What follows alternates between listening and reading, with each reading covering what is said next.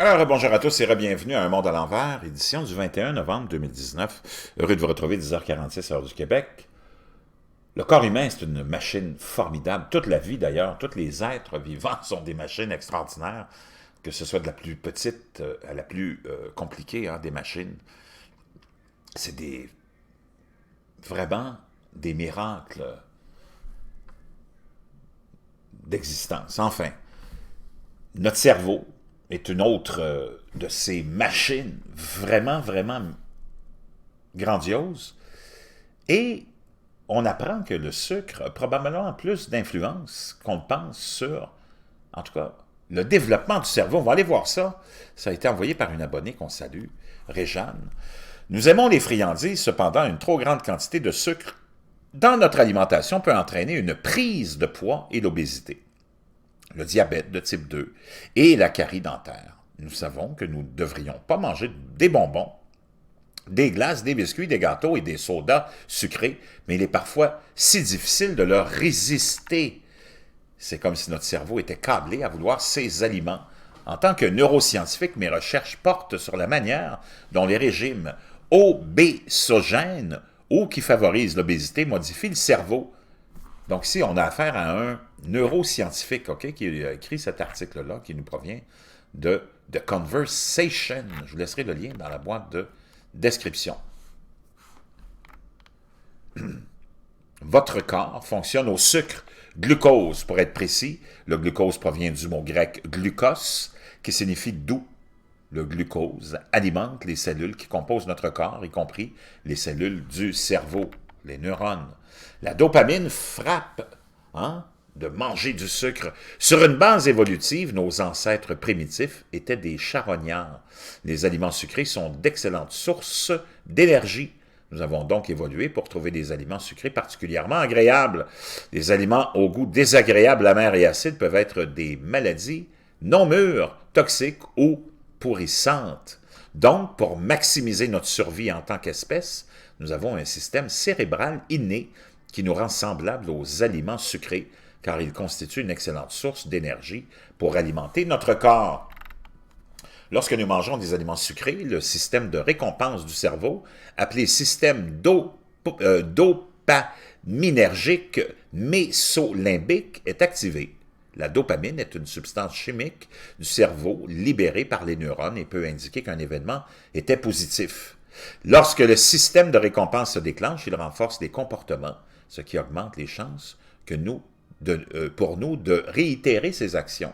La consommation de sucre par la dopamine favorise l'apprentissage rapide pour rechercher préférentiellement davantage de ces aliments. Notre environnement est riche en aliments sucrés et riche en énergie. Nous n'avons plus besoin de chercher ces aliments sucrés spéciaux, ils sont disponibles partout. Malheureusement, notre cerveau est toujours très similaire sur le plan fonctionnel à nos ancêtres et il aime beaucoup le sucre. Alors, que se passe-t-il dans le cerveau lorsque nous consommons excessivement du sucre? Le cerveau se remodèle et se réenroule continuellement selon un processus appelé neuroplasticité. Ce recablage peut se produire dans le système de récompense. L'activation répétée de la voie de récompense par des médicaments ou en mangeant beaucoup d'aliments sucrés amène le cerveau à s'adapter à des stimulations fréquentes, entraînant une sorte de tolérance. Dans le cas des aliments sucrés, cela signifie que nous devons manger plus pour obtenir le même sentiment gratifiant, une caractéristique classique de la dépendance. La dépendance alimentaire est un sujet controversé parmi les scientifiques et les cliniciens. Il est vrai que vous pouvez devenir physiquement dépendant de certaines drogues, mais on peut se demander si vous pouvez être dépendant de la nourriture lorsque vous en avez besoin pour survivre. Indépendamment de notre besoin de nourriture pour alimenter notre corps, de nombreuses personnes éprouvent des fringales, en particulier lorsqu'elles sont stressées, affamées ou tout simplement confrontées à un étalage attrayant de gâteaux dans un café. Pour résister aux envies de fumer, nous devons empêcher notre réponse naturelle de se livrer à ces aliments savoureux. Un réseau de neurones inhibiteurs est essentiel pour contrôler le comportement. Ces neurones sont concentrés dans le cortex préfrontal, une zone clé du cerveau impliquée dans la prise de décision, le contrôle des impulsions et le retardement de la gratification. Les neurones inhibiteurs sont comme des freins les freins du cerveau et libèrent le GABA chimique. Des recherches chez le rat ont montré qu'une alimentation riche en sucre peut altérer les neurones inhibiteurs. Les rats nourris au sucre étaient également moins capables de contrôler leur comportement et de prendre des décisions. Fait important, cela montre que ce que nous mangeons peut influer sur notre capacité à résister aux tentations et peut expliquer pourquoi les changements de régime sont si difficiles pour les gens. Une étude récente a demandé aux personnes d'indiquer à quel point elles voulaient manger des grignotines riches en calories quand elles se sentaient affamées par rapport au moment où elles avaient mangé récemment. Les personnes qui suivaient régulièrement un régime riche en graisse et en sucre accordaient davantage d'importance aux fringales, même lorsqu'elles n'avaient pas faim. Cela suggère que manger régulièrement des aliments riches en sucre pourrait amplifier les envies de fumer, créant ainsi un cercle vicieux entre le fait de vouloir de plus en plus de ces aliments. L'hippocampe est un autre centre cérébral affecté par les régimes hypercaloriques. Des recherches ont montré que les rats ayant une alimentation riche en sucre étaient moins en mesure de se souvenir s'ils avaient déjà vu des objets dans des endroits spécifiques auparavant. Les modifications induites par le sucre dans l'hippocampe étaient à la fois une réduction des neurones du nouveau-né, qui sont essentiels pour coder les souvenirs, et une augmentation des substances chimiques liées à l'inflammation. L'Organisation mondiale de la santé recommande de limiter notre consommation de sucre ajouté à 5% de notre apport calorique quotidien, soit 25 grammes ou 6 cuillères à thé.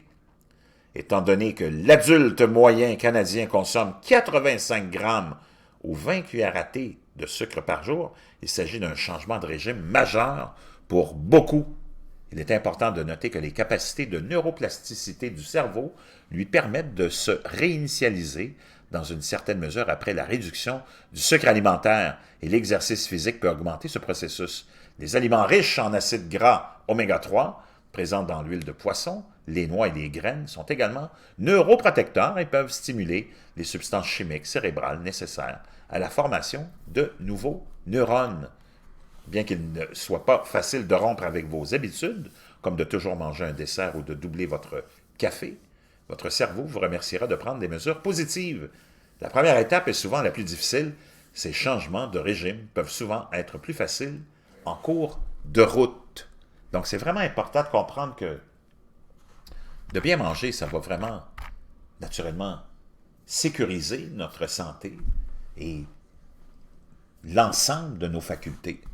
Mais c'est vraiment pas facile. On est aux prises avec des tentations. Hein? On est aux prises avec le diable. Je vous reviens.